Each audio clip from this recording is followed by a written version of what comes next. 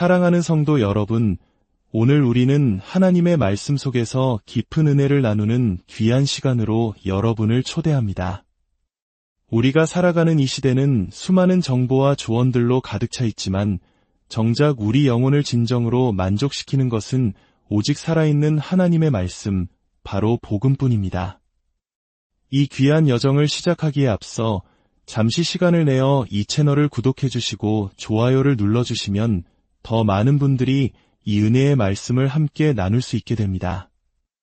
여러분의 작은 손길이 복음의 씨앗을 퍼뜨리는 귀한 사역이 될 것입니다. 참여해 주시는 모든 분들의 삶에 하나님의 평강이 가득하기를 기도합니다. 우리는 종종 고린도전서 15장을 통해 복음의 핵심이 무엇인지 배우곤 합니다. 복음이란 무엇인가? 그 질문에 대한 답은 우리 신앙의 근간을 이룹니다.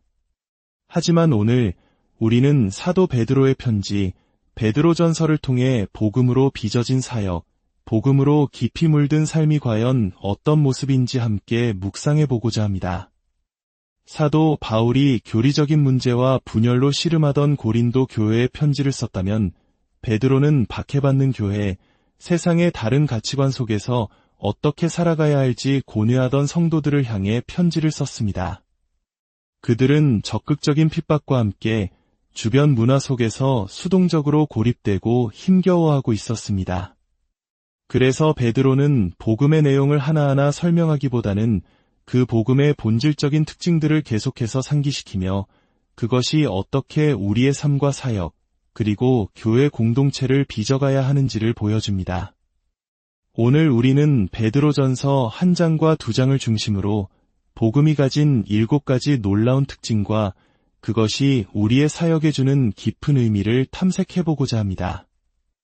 먼저 베드로전서 1장 1절부터 12절, 그리고 22절부터 2장 12절까지의 말씀을 길게 봉독하며 그 안에 담긴 복음의 풍성함을 느껴보겠습니다. 예수 그리스도의 사도 베드로는 본도, 갈라디아, 갑바도기아, 아시아와 비두니아에 흩어진 나그네, 곧 하나님 아버지의 미리 아심을 따라 성령이 거룩하게 하심으로 순종함과 예수 그리스도의 핏부림을 얻기 위하여 택하심을 받은 자들에게 편지하노니 은혜와 평강이 너희에게 더욱 많을지어다. 우리 주 예수 그리스도의 아버지 하나님을 찬송하리로다. 그의 많으신 긍휼대로 예수 그리스도를 죽은 자 가운데서 부활하게 하심으로 말미암아 우리를 거듭나게 하사 산 소망이 있게 하시며 썩지 않고 더럽지 않고 쇠하지 아니하는 유업을 있게 하시나니 곧 너희를 위하여 하늘에 간직하신 것이라. 너희는 말세에 나타내기로 예비하신 구원을 얻기 위하여 믿음으로 말미암아 하나님의 능력으로 보호하심을 받았느니라. 그러므로 너희가 이제 여러 가지 시험으로 말미암아 잠깐 근심하게 되지 않을 수 없으나 오히려 크게 기뻐하는도다.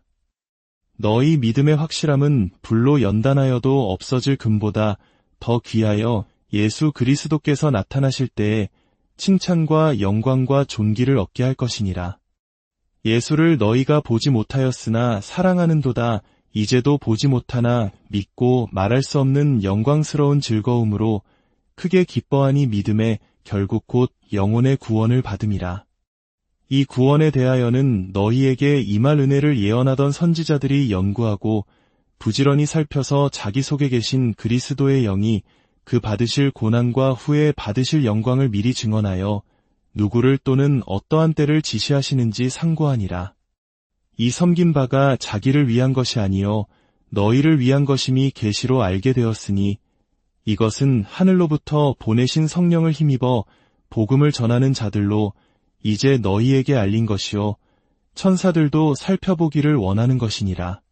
너희가 진리를 순종함으로 너희 영혼을 깨끗하게 하여 거짓이 없이 형제를 사랑하기에 이르렀으니 마음으로 뜨겁게 서로 사랑하라. 너희가 거듭난 것은 썩어질 씨로 된 것이 아니요 썩지 아니할 씨로 된 것이니 살아있고 항상 있는 하나님의 말씀으로 되었느니라. 그러므로 모든 육체는 풀과 같고 그 모든 영광은 풀의 꽃과 같으니 풀은 마르고 꽃은 떨어지되 오직 주의 말씀은 세세토록 있도다 하였으니 너희에게 전한 복음이 곧 이 말씀이니라. 그러므로 모든 악독과 모든 기만과 외식과 시기와 모든 비방하는 말을 버리고 갓난 아기들 같이 순전하고 신령한 젖을 사모하라. 이는 그로 말미암아 너희로 구원에 이르도록 자라게 하려 함이라. 너희가 주의 인자하심을 맛보았으면 그리하라. 사람에게는 버림바가 되었으나 하나님께는 택하심을 입은 보배로운 산 돌이신 예수께 나아가 너희도 산돌같이 신령한 집으로 세워지고 예수 그리스도로 말미암아 하나님이 기쁘게 받으실 신령한 제사를 드릴 거룩한 제사장이 될지니라. 성경에 기록되었으되 보라, 내가 택한 보배로운 모퉁이돌을 시온에 두노니 그를 믿는 자는 부끄러움을 당하지 아니하리라 하였으니, 그러므로 믿는 너희에게는 보배이나 믿지 아니하는 자에게는 건축자들이 버린 그 돌이 모퉁이의 머릿돌이 되고 또한 부딪히는 돌과 걸려 넘어지게 하는 바위가 되었다 하였느니라. 그들이 말씀을 순종하지 아니하므로 넘어지나니 이는 그들을 이렇게 정하신 것이라. 그러나 너희는 택하신 족속이요 왕같은 제사장들이요 거룩한 나라요 그의 소유가 된 백성이니 이는 너희를 어두운 데서 불러내어 그의 기이한 빛에 들어가게 하신 이의 아름다운 덕을 선포하게 하려 하심이라. 너희가 전에는 백성이 아니더니 이제는 하나님의 백성이요 전에는 긍휼을 얻지 못하였더니 이제는 긍휼을 얻은 자니라.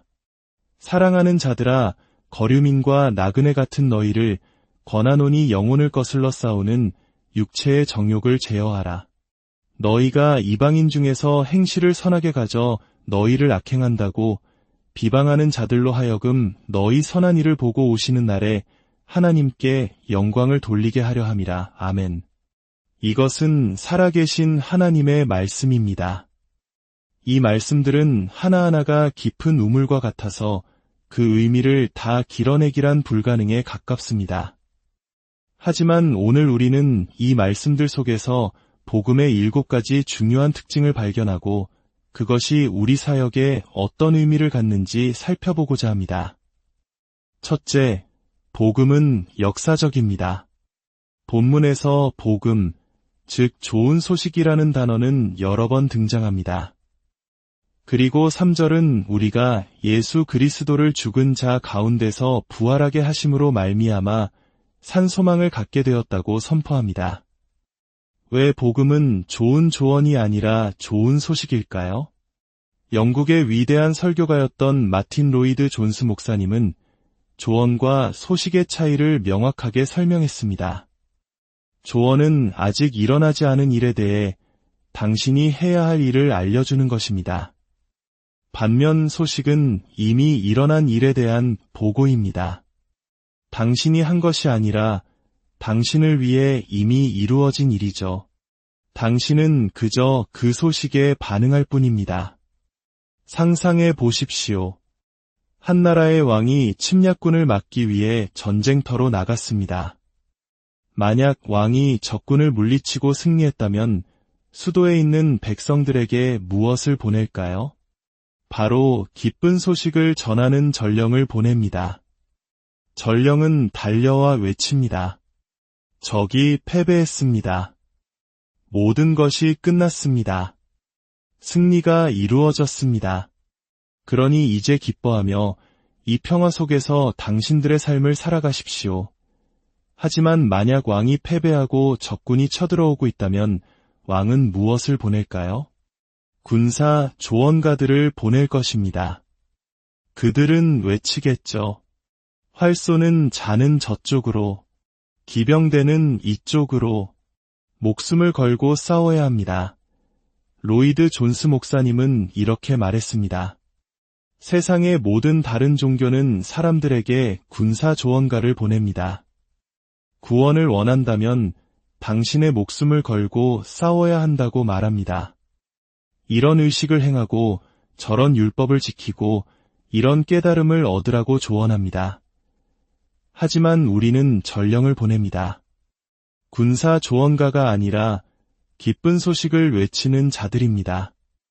이것이 얼마나 명쾌한 구분입니까? 물론 우리에게 할 일이 없다는 뜻은 아닙니다. 전령의 소식을 들은 백성이나 조언가의 말을 들은 백성이나 모두 엄청난 반응을 보일 것입니다. 하지만 한쪽은 기쁨의 반응이고 다른 한쪽은 두려움의 반응입니다.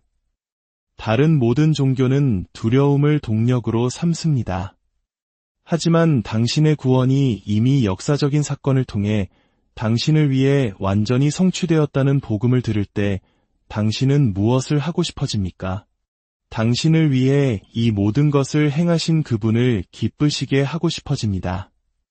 십계명을 지키고 기도하고 그분을 사랑하고 싶어집니다. 겉으로 보기엔 두려움에 떠는 사람과 행동이 비슷해 보일지 모릅니다. 하지만 그 동기는 근본적으로 다릅니다. 하나는 기쁨이고 다른 하나는 두려움입니다. 단기적으로는 비슷해 보이지만 장기적으로 두려움에 기반한 신앙은 번아웃, 자기의 죄책감으로 이어질 수밖에 없습니다. 그렇다면 이것이 우리 사역에 주는 의미는 무엇일까요?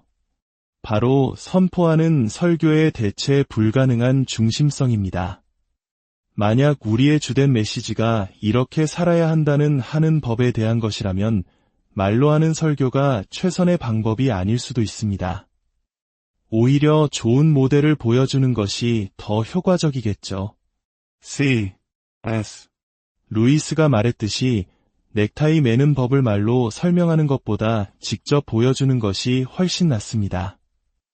복잡한 행동을 묘사하는데 언어는 한계가 있기 때문입니다. 하지만 이미 일어난 역사적 사실, 예를 들어 예수 그리스도께서 당신의 죄를 위해 십자가에서 죽으시고 부활하심으로 당신의 구원을 완성하셨습니다.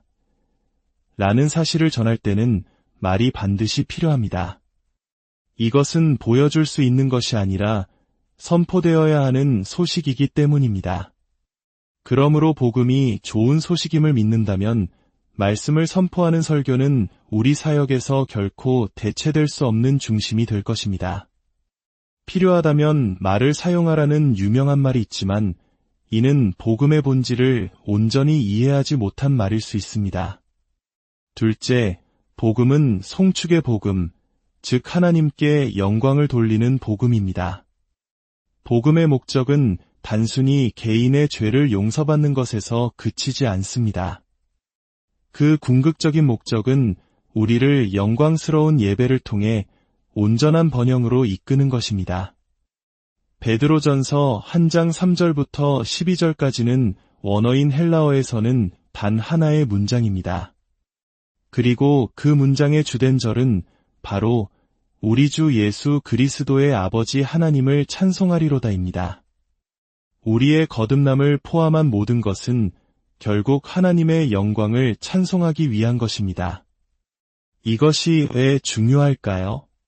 마르틴 루터는 그의 대교리 문답에서 10계명 중 제1계명이 가장 중요한 이유는 우리가 2계명부터 10계명까지를 어기는 이유가 이미 제1계명, 즉 나 외에 다른 신들을 내게 두지 말라는 계명을 어겼기 때문이라고 설명했습니다. 생각해 보십시오. 우리가 왜 거짓말을 할까요? 다른 사람의 인정이나 돈이 하나님보다 더 중요해졌기 때문입니다. 즉, 하나님 외에 다른 것을 우리의 기능적인 구원자, 우리의 가장 큰 기쁨으로 삼았기 때문에 거짓말이라는 죄를 짓게 되는 것입니다. 루터는 한 걸음 더 나아가 모든 죄의 뿌리에는 우상숭배가 있고 그 우상숭배의 밑바닥에는 항상 어떤 형태의 행위 구원, 즉 자기 구원 프로젝트가 있다고 보았습니다. 결국 제1계명은 복음을 믿으라는 명령과 같습니다. 당신의 의로움을 위해 다른 어떤 것도 의지하지 말라는 것입니다. 거식증에서부터 인종차별에 이르기까지 모든 문제의 근원에는 복음을 믿지 못하고 다른 무언가를 통해 자신의 가치와 구원을 찾으려는 우상숭배가 도사리고 있습니다.